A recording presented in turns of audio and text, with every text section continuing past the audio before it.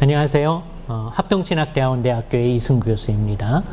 지난번에 젠더에 관한 얘기를 했었습니다. 그것과 함께 사람은 하나님께서 남자로 여자로 창조하셨다라는 생각을 우리가 좀 더 생각을 해봤으면 좋겠습니다. 남자, 여자 이전에 우리는 사람입니다. 사람은 다 하나님의 형상입니다. 그런데 하나님의 형상을 표현하는 방식이 어떤 사람은 남자로 하나님의 형상을 표현하도록 되어 있는 거죠. 이게 하나님의 의도였습니다. 어떤 사람은 여자로 하나님의 형상을 드러내도록 되어 있어요. 요게 우리가 몸을 가지고 있는 동안에는 조금 쉬워요. 그러나 그게 그렇게 쉬운 건 아닙니다. 자, 그런데 재미있는 현상은 뭐냐면 우리가 이제 죽어서 예수를 믿는 사람들의 경우에는 하나님이 계신 하늘에 가 있단 말이에요.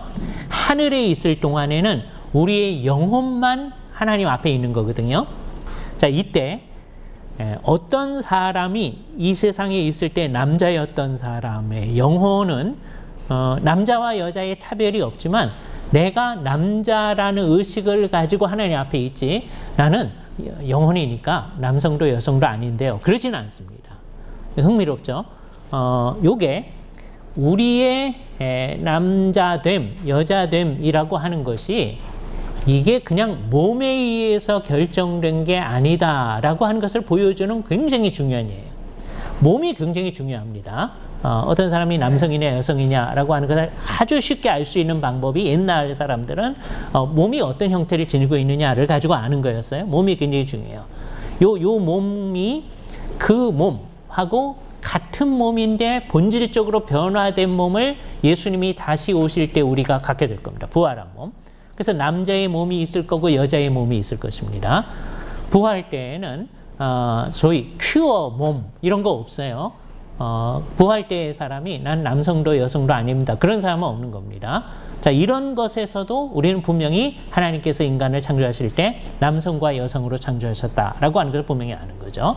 자, 우선 그럼 이 세상에 살아있는 동안에 잘 생각을 해보죠. 타락하기 이전의 인간 딱 두 사람뿐입니다. 아담과 하와 뿐이죠. 그분들은 분명히 아담은 하나님이 의도하신 남자로서의 성격, 그 남성성, 마스쿨리니티라고 하는 걸 가지고 있었어요. 그게 뭔지 우리는 잘 몰라요. 그러나 분명히 아담이 내가 남자다라는 의식을 가지죠. 또 하와는 내가 하나님 앞에서 여자다라는 의식을 가지죠. 소위 페미니니티, 여성성이라고 하는 걸 가지고 있습니다. 타락했을 때, 타락하고 나면 인간 존재 전체가 타락하니까 남성성도 타락하고 여성성도 타락합니다. 그래가지고서는 어떻게 됐느냐?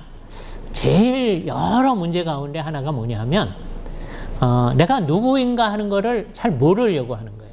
그러니까 오랫동안 어떻게 됐느냐? 사회가 규정해 놓은 남성성, 사회가 규정해 놓은 여성성으로 우리가 그냥 생각을 하는 거예요. 이게 소위 스테레오타입의 남성성, 여성성을 얘기하는 거예요. 남자는 울지 말아야지, 뭐 이렇게. 남자는 이렇게 자동차 가지고 장난감을 가지고 삼고, 뭐 총 가지고 장난감 사용하고, 칼 가지고 사용하고, 여자애들은 인형 가지고 사용하고, 뭐 이런 식의 생각, 이런 게 소위 스테레오타입을 적용하는 것입니다. 그러나 이게 타락한 현상의 하나다라고 하는 거예요. 그래서 결국 자기가 뭔지를 잘 모르게 된 상황입니다. 이것이 아주 극도로 나아가면 결국 내가 내 성을 잘 모르겠습니다 라고 하는 소위 큐어 아이디어 또는 나는 그것 자체를 잘 모르겠습니다 라는 이제 인식들을 나타내게 되는 것이죠.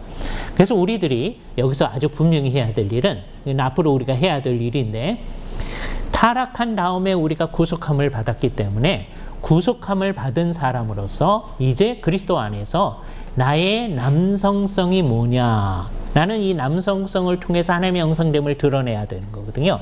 그거를 잘 찾아내려고 해야 됩니다. 이것을 이 세상이 규정한 대로 그냥 생각을 가지면 안 돼요. 늘 성경에 근거해서 성령님께 의존해서 하나님이 원하시는 남성성이 무엇인가를 잘 찾아내는 일, 우리가 해야 할 일입니다. 마찬가지로 요즘에 페미니스트들이 추구하는 페미니니티, 여성성이라고 하는 거를 그런 방식으로 생각하는 게 아니라 하나님께서 우리를 창조했을 때 여자로 드러내신 게 뭔가 하는 것들을 찾아내려고 해야 됩니다. 오랫동안 이 얘기를 해왔는데요.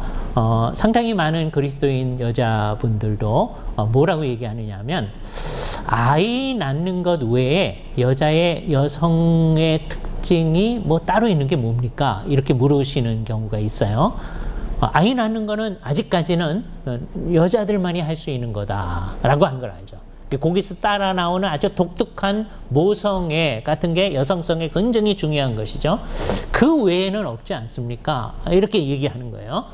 요것만이 이제 여성성의 특징이라면 아주 이상한 결과가 나타나는데, 만일에 어떤 사람이 결혼을 했는데 이 세상에 여러 가지 복잡한 상황 때문에 아이가 없게 되는 상황이 있을 수가 있죠.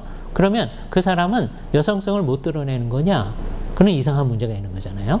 그래서 아이 낳는 게 여성의 여성됨과 관련된 굉장히 중요한 것이긴 하지만 그것만은 아니다. 이게 우리가 아직까지 탐구하지 아니한 굉장히 중요한 영역입니다.